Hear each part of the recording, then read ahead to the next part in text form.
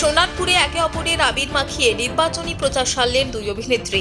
যাদবপুর কেন্দ্রের তৃণমূল কংগ্রেস প্রার্থী অভিনেত্রী সায়নী ঘোষ ও সোনারপুর দক্ষিণ বিধানসভা কেন্দ্রের বিধায়ক লাভলি মৈত্র দুজনেই একে অপরকে আবির মাখানোর পাশাপাশি দলীয় কর্মীদের সাথেও আবির খেলেন। রাজপুর সোনারপুর পৌরসভার 25 ও 26 নম্বর ওয়ার্ডে এদিন নির্বাচনী প্রচার সারেন তারা।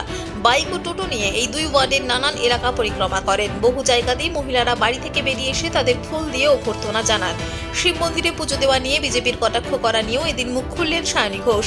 বিজেপির কটাক্ষ ছাড়া অন্য কিছু করার নেই, বিজেপির প্রতি মানুষের সাড়া ও সমর্থন কিছুই নেই।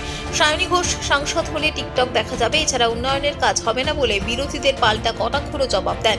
তিনি বলেন, মানুষের ওপর ছেড়ে দিন, বিরোধী প্রার্থীদেরকে মানুষ এর আগে আদৌ দেখেছে কিনা তা নিয়ে প্রশ্ন তোলেন।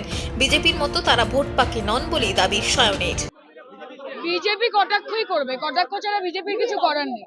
প্রচারও করছেন না, মানুষের সাড়াও পাচ্ছেন না। গোটা ইলেকশন সিজনে কিছু তো করতে হবে, এই কটাক্ষ করছেন। আমি প্রচার করছি, ওরা কটাক্ষ করছে। এটা যাদবপুরের মানুষের উপর ছেড়ে দিই না।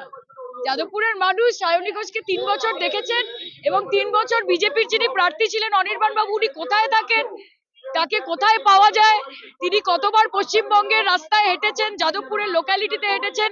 পশ্চিমবঙ্গের মানুষ বা যাদবপুরের মানুষ অনির্বাণ বাবুকে ততটা দেখেনি, তার 100 গুণ বেশি সায়নী ঘোষকে দেখেছে।